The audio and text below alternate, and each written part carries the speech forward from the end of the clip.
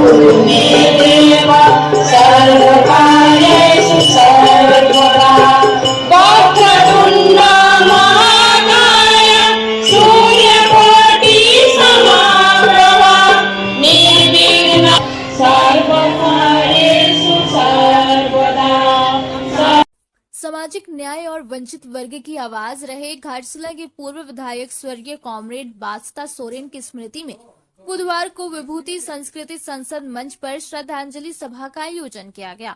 सभा में मुख्य रूप में राज्य के स्कूली शिक्षा मंत्री रामदास सोरेन, पूर्व स्वास्थ्य मंत्री दिनेश शाडंगी, पूर्व विधायक सूर्य सिंह बेसरा तथा देवीपद उपाध्याय समेत कई बुद्धिजीवी, शिक्षाविद और सामाजिक कार्यकर्ता उपस्थित रहे। कार्यक्रम की शुरुआत स्वर्गीय बास्ता सोरेन की तस्वीर पर माल्यार्पण कर उन्हें श्रद्धा सुमन अर्पित करने के साथ हुई। मुख्य अतिथि रामदास सोरेन ने संबोधित करते हुए कहा, बास्ता सोरेन हमारे लिए केवल राजनेता नहीं बल्कि एक अभिभावक जैसे थे। एक साधारण शिक्षक से लेकर एक प्रभावशाली विधायक तक का उनका सफर प्रेरणादायी रहा। उन्होंने हमेशा आदिवासी समाज, शोषित वर्ग और वंचितों के अधिकारों के लिए आवाज उठाई। उनका संघर्ष, संवेदना और प्रतिबद्धता हम सभी के लिए एक मार्गदर्शक है। कार्यक्रम का संचालन कॉमरेड शेखर मल्लिक ने किया। मौके पर मुख्य रूप से विभूति संसद के अध्यक्ष Devi Prasad Mukherjee, ICC workers union के महासचिव ओम प्रकाश सिंह, सीपीआई जिलाध्यक्ष अंबुज कुमार ठाकुर, वरिष्ठ नेता शशि कुमार, डॉक्टर देवदूत सोरेन, डॉक्टर सुनीता देवदूत सोरेन, विधायक प्रतिनिधि जगदीश भगत, कालीपद गोराई, काजल डॉन, दुर्गा चरण मुर्मू, सोनाराम सोरेन, वकील हेमरेम, सुशील टुड्डू, विक्रम कुमार, प्रोफेसर मितेश्वर, इंदल पासवान, सूजन सरकार, डॉक्टर प्रेसेनजीत कर्मकार, इंद्र कुमार राय, मुकुल महापात्रा, विनय बेरा समेत बड़ी संख्या में लोग उपस्थित थे। इस अवसर पर दिव्यांशी सोरेन ने अपने स्वर्गीय दादा की स्मृति में भावनात्मक कविता प्रस्तुत की, जो उपस्थित जन समूह को भाव विभोर कर गई। वक्ताओं ने कहा कि कॉमरेड बास्ता सोरेन सिर्फ एक राजनेता नहीं बल्कि विचारधारा के प्रतीक थे। उन्होंने हमेशा वंचितों, आदिवासियों और शोषित समाज की आवाज बनकर काम किया। उनका जीवन संघर्ष और सेवा की मिसाल रहा, जो आने वाली पीढ़ियों के लिए प्रेरणा रहेगा। उनके जाने से समाज ने एक सच्चा मार्गदर्शक खो दिया है। सभी बास्ता सोरेन की श्रद्धांजलि सभा पर हम स्वर्गीय बास्ता सोरेन जी को हम श्रद्धांजलि अर्पित करते हैं। सोरेन जी इसी घाटशिला प्रखंड के बनकाती निवासी गांव में उनका जन्म हुआ था और वह इसी क्षेत्र में एक कॉमरेड के रूप में इस क्षेत्र की जनता, खास करके आदिवासी समाज के बीच में उन्होंने इस क्षेत्र के शोषित जनता की उत्थान के लिए उन्होंने काम करना शुरू किया था और हमेशा शोषित वर्ग के विरुद्ध अपनी आवाज को बुलंद करते रहा। एक मामूली शिक्षक से अब एक विधानसभा सदस्य तक पहुंचने वाला बास्ता सोरेन जी ने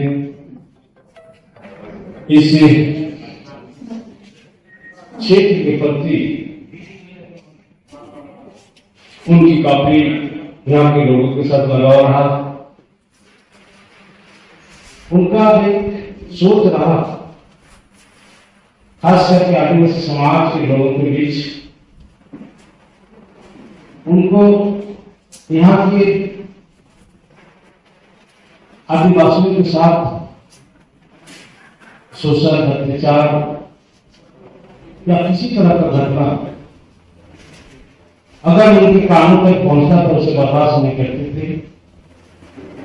वह खुलकर के उनको साथ देने का काम करते थे और ऐसे शोषण वर्ग के विरुद्ध वह खड़ा हो जाते थे।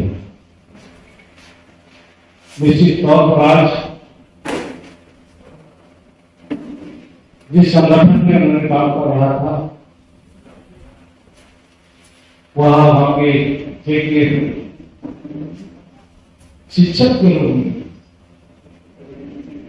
काम करना शुरू किया था। आज भास्कर सोरेन मेरे अभिभावक के रूप में रहे थे और मुझे लगता है कि इस क्षेत्र में सभी समाज के सभी वर्गों के लोगों के साथ उनका अच्छा एक लगाव था, जिससे उसे इस क्षेत्र में के जनप्रतिनिधि बनाने का काम किया इस क्षेत्र में उन्होंने। हम कहना चाहेंगे कि आज वास्तव में हमें उनकी कार्यकलाप से बहुत कुछ सीख लेने की जरूरत है। यदि हम उनकी कार्यकलाप पर हम काम करें, निश्चित तौर पर आज हमें पूर्ण रूप से लेकिन उसके कार्यकलाप को हम अगर थोड़ा भी अगर उसमें हम प्रयास करें कि उनकी कार्य को हम जो अधूरा कार्य को छोड़े गए उस कार्य को हम पूरा करें, निश्चित तौर पर आने वाले समय में उनका जो सोच था, उनका जो कार्यकलाप था, वह पूर्ण होगा। तभी श्रद्धांजलि सभा हमें संपूर्ण रूप से माना जाएगा। जो उनकी सोच के अनुरूप उनका जो कल्पना था, उसे हमें काम करने की जरूरत है। और यही सब लोग आज हम इस जिम्मेवारी के साथ अगर काम करना शुरू कर दे तो निश्चित तौर पर भास्कर सोरेन की जो कल्पना है, उनकी जो सोच था, तभी पूरा हो पाएगा। 62 का आम चुनाव विधानसभा लोकसभा का, उस समय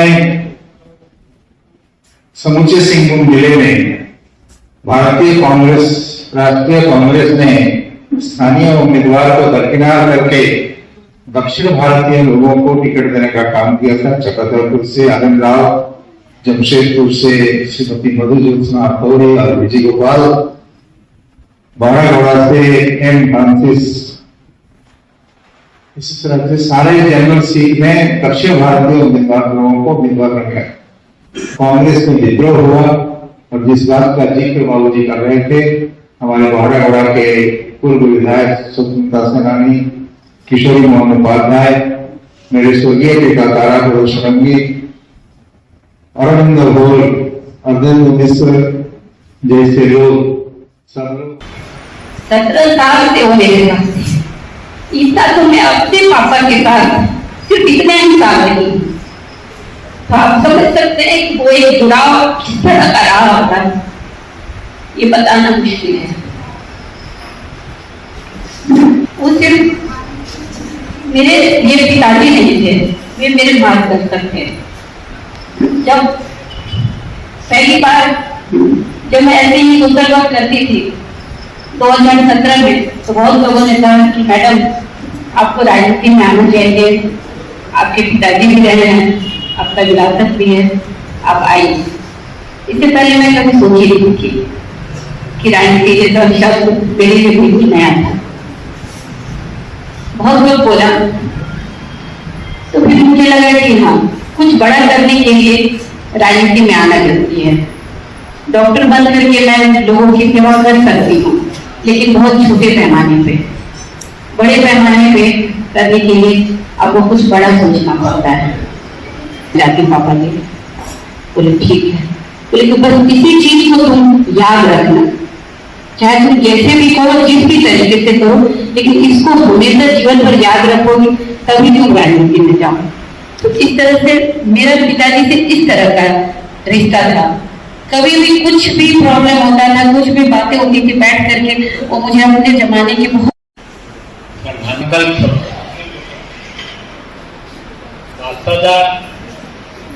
के साथ मेरा बहुत पुराना संबंध से बहुत सीरियस थी। वो 75-72 की बात है, जब मैं सिद्धू से आया हूँ, जब सिद्धू में वो भाई सिद्धू में रहते थे, उनके को मालूम है करीब करीब रोज हम लोग उनके साथ लौटते समय पैदल जाने का अपना काम धाम जो भी था। और बादशाह सूरज को हम याद करते हुए घाट खिलाना तो क्या ज्यादा देर नहीं बोलेंगे, बोलेंगे कि बगल में घाट खिला कॉलेज है। 1986 में यहाँ आदिवासी समस्या पर एक सेमिनार जिसमें से सेन जर्मनी से आए थे बड़े विद्वान जगन्नाथ सरकार और बहुत सारे स्कॉलर उपस्थित थे। डॉक्टर खगेंद्र ठाकुर थे, मैं भी श्रोता के हैसियत से था। वहाँ बादशाह सूरज ने आदिवासियों को अधिकार मिलना चाहिए, अलग राज्य होना चाहिए, एक पेश करते हुए अंत में कहा था कि आदिवासियों को अपना अधिकार मिलना चाहिए और उसके अधिकार की तरह उनको अपने तरफ से जीने दीजिए और कृपया आप आदिवासियों का गार्जियन मत करिए। 1976 में जब इन्होंने बारागोड़ा में एक कैंप लगाया था 15-20 दिनों का, मेरा ख्याल है पूरी पोखर गांव था, वहाँ झोपड़ी बनाया गया था। हम लोग भी उस ट्रेनिंग कैंप में थे, प्रशिक्षण शिविर भी करने के लिए पटना से और दिल्ली से शिक्षक आते थे। 15 दिन तक रोज शिक्षा करते, लेकिन संथाल परिवार के जो लोग थे 15 दिनों तक अकेले उन तमाम विषयों पर बादशाह सूरज अपनी वक्तव्य रखते। घाटशिला अनुमंडल अस्पताल सभागार में बुधवार को डायरिया उन्मूलन अभियान के तहत सहिया और सीएचओ को 1 दिवसीय प्रशिक्षण दिया गया। कार्यक्रम में प्रभारी चिकित्सा पदाधिकारी डॉक्टर RN सोरेन और WHO के प्रतिनिधि प्रसाद कालंदी मुख्य रूप से उपस्थित थे। प्रशिक्षण के दौरान ब्लॉक मैनेजर मयंक कुमार ने बताया कि स्वास्थ्य विभाग द्वारा 1 जुलाई से 31 जुलाई तक डायरिया उन्मूलन माह चलाया जा रहा है। इस दौरान गांवों में बच्चों से लेकर बुजुर्गों तक सभी को डायरिया की स्थिति में ORS और जिंक का घोल देने, उबला हुआ पानी पीने और स्वच्छता बनाए रखने के लिए जागरूक किया जाएगा। बताया गया कि किसी भी व्यक्ति को यदि दिन में 5 से 6 बार दस्त हो तो सहिया तुरंत इसकी जानकारी ANM को दे और आवश्यकता होने पर मरीज को तत्काल रेफर किया जाए। साथ ही 6 माह तक के बच्चों को नियमित स्तनपान कराने के लिए माताओं को जागरूक करने का निर्देश भी दिया गया। बरसात के मौसम में स्वच्छता के अभाव में बीमारियां तेजी से फैलती है। ऐसे में समुदाय स्तर पर सतर्कता और जागरूकता अत्यंत आवश्यक है।